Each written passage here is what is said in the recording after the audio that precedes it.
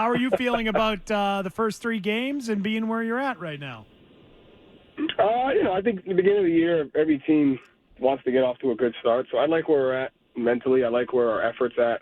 I like where our toughness at. And, you can't expect to be great as far as execution on all things. And so, we're doing some things really, really well on both sides of the ball. But I think the good thing is we have to have the mindset of, even though we've won 3 games, we got to get better at some things and develop habits in some areas. And so, we're open-minded to where we got to get better, and we got to get better at those things quickly. Joe, we just played some of Kristaps Porzingis talking, and he says, I'm quite not where I want to be yet, and it's kind of stunned us, like oh my gosh, what we're witnessing is 80% of what he really can be. How freaking good can this guy be when he's 100% mixed with what you already have?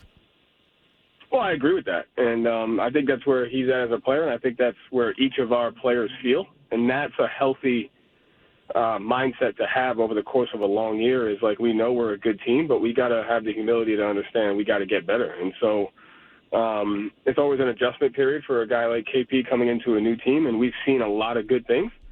But if we really want to be great, each guy's got to get better every day. And so credit to him for having that mindset. And I agree with him. I think he can get better. I think we all can. I think what you just said echoes what Jaylen Brown said the other day when he said, it's tough being talented because it invites laziness. It invites complacency. So is this a message you have been delivering to the team, or your leaders on the roster have been delivering to the team, that you guys will all sort of rally around this year? Yeah, it's a great message by Jaylen. And, it's great awareness. And like him and Jason have really stepped up their leadership and their presence and their communication. And so when those 2 guys talk, me and everyone else listens, and I think that's an important. And that is true. You can't run from the fact that we're a very talented team, that we're a very good team. But, that talent only gets you in the door. And toughness, focus, execution, like all those little details, we can't ever take for granted. And it starts with tonight. Like, we have to have the understanding that Indiana is really, really good at 1 or 2 things, and we got to fight like hell to take those things away. What are those 1 or 2 things, if you can tell us without giving too much away in terms of what you're focusing in on tonight? Oh, I mean, they're unbelievable getting out in transition, and they're unbelievable at the pace with which they play. And, it's going to be a battle of pace. Who can dictate the pace and who can play their style of game? And if you get into an up-and-down game against a team like them, they got a lot of firepower, they got a lot of speed, and they can take advantage of you. And so, we got to play our game, and we got to find ways to dictate the tempo of the game. Is it hard for you to sort of gear it down a little bit, because you guys want to run as much as they do?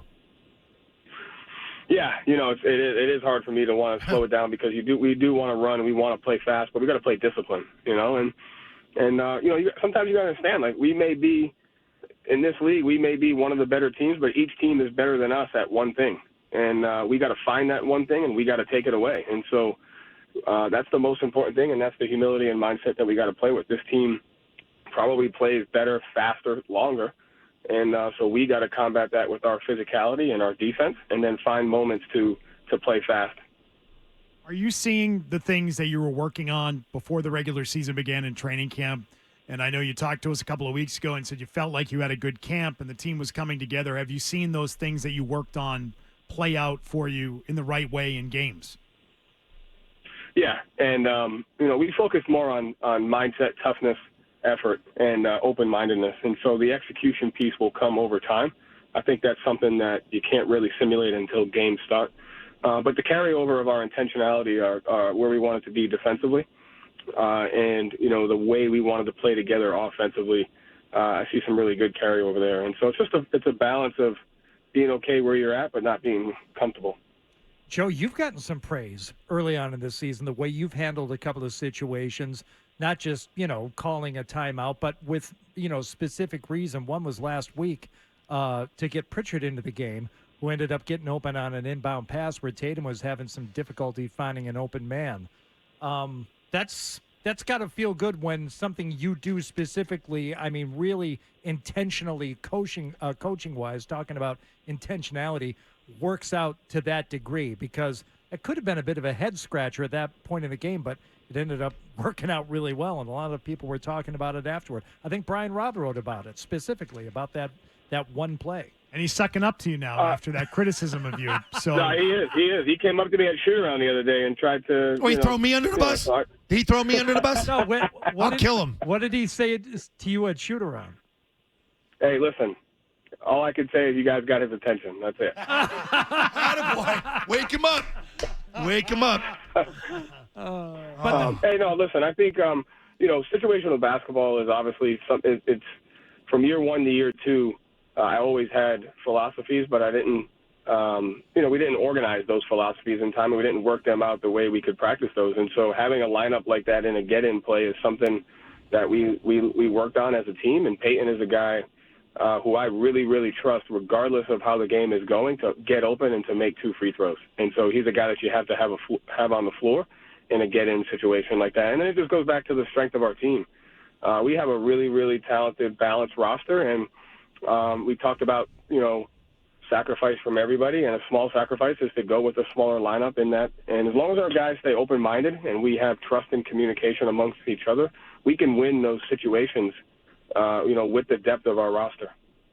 What was the question I was going to ask Joe? We were talking about Probably the other about day. Halloween. was it about No. dogs? We asked David Andrews about dogs today. No. Oh, it's Sam Hauser. When after What like about- he what about him? after he missed like the 7th three, do you like say, hey, let's cut the threes out? Yeah, maybe let's go for 2. No, I mean, you got to shoot more. And that Shoot means more, the variance see? will come back. Yeah. Got to get your way out of that, right? Dig your way out of You that can't. hole. Yeah, you can't. Yeah. I mean, the variance will come back sooner or later. It worked for Jalen the other night. Holy crap. Yeah. Surprised he even played in the second half. It's like 27 in the first. All right, well, you've done your job for tonight. You can have the rest of the night off. That was fun to watch. Can you tell early on in a game like that when somebody's just in the zone and they're just going to make everything they look at? Yeah. I mean, you kind of can. I think that's part of the, managing our team and our roster is like there's a time for us to work together, and then there's a time for us to say, hey, like, this guy's really got it. And I think we've done a good job. And there was even like a 4-possession stretch in the middle of the third quarter of last game where the guys really played off of each other. And so that's kind of the balance that we're going to have is we got like 3-4 guys that can take over a game at any time, but there's also times where when the defense has to guard all 5 of us, it's really, really hard. And figuring out that trust and that balance is kind of the sweet spot for our success offensively. You hand out the candy last night, Joe? I didn't, no. I just left it out front of the door. I like that. Oh, yeah. I That's like a that. zone I know. move. I did. I That's did a that zone last night. move. I did. man. I got it. I didn't feel like doing it. Did you have to dress It's a up? cop-out, but, It is. What did you hand out? I think there was like some ring pops in there. A little bit of. I honestly couldn't tell you. My wife sat it out there before she took the kids trick or treating. But what I found was my office is near the front door, Yeah. and so I had to move because I didn't want to go out and open the door, but people could see me, and so it was like a weird dynamic. So I ended up. Let I stare at you. You get the weirdo staring through the window. Like, hello, are you going to come to the door? No, I had to relocate there halfway through. Hey, what time? Honest, serious question. What time do you go to the game? On game day. I'm in front of the arena right now. Okay, because I'm thinking like you got some new guys too. Like, Noontime. Anybody get busted by traffic? Because it's a freaking nightmare down there. Like when you get That's why close to the I game. get here around noon. It just kind of eliminates all that, and then I like to be where I'm at, and then I just do a bunch of different things while I'm here. You gonna get a nap? That's a long Yeah, they day. probably have a sleep room. Yeah, Yeah, I got a sleep room. nice. Do you use it? Yeah. Will you nap today? No, I don't really take naps before the game. I might get like five minutes here and there. All right, that's fine. A little power nap. Yeah, a That's little all you need. something. All right. Well, All Joe, right. Hey, great Yeah. spot. what do you got? What do you got? Have you guys hit any good restaurant spots? We have not, but we had just- dumpling. We had lunch today from Dumpling Daughter. Dumpling daughter. Good dumplings. That's good? It's Yep, in it's in Weston. Yep, that's highly All recommended. right. I'll get on that. You hit Yeah, anything lately? There's one in Brookline as well. And All right, I'll get on that. I haven't got anything yet, no. okay.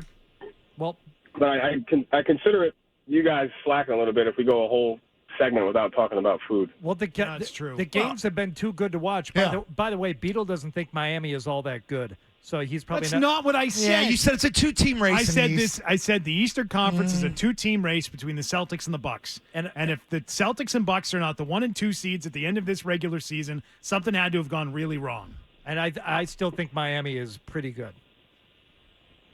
Yeah, I mean, listen, anything can happen, and we finished 2 last year. To me, one of my growth as a coach is seeding matters, and it doesn't matter at the same time. It's more about wanting to play your best basketball, and that to me is can you go into each game and can you go into segments of the season playing really, really well? And regardless of seeding, like I said earlier, we know we're one of the best teams, but each team is better than us at one thing, and we got to have that balance of humility, and we always got to take that one thing away each and every game. No pressure, though. No pressure at all. No. Yeah, none. No, none. All right, you'll have new music next week. Sorry about the intro that we'll T-Bone get it chose. queued up No, the intro was good. It just got me thinking. We can. All right, mix it up. All right, we got the next 2 weeks settled, and then we'll need a couple more songs. All right. All right, Thanks, see you, Joe. Joe. Good luck. Later.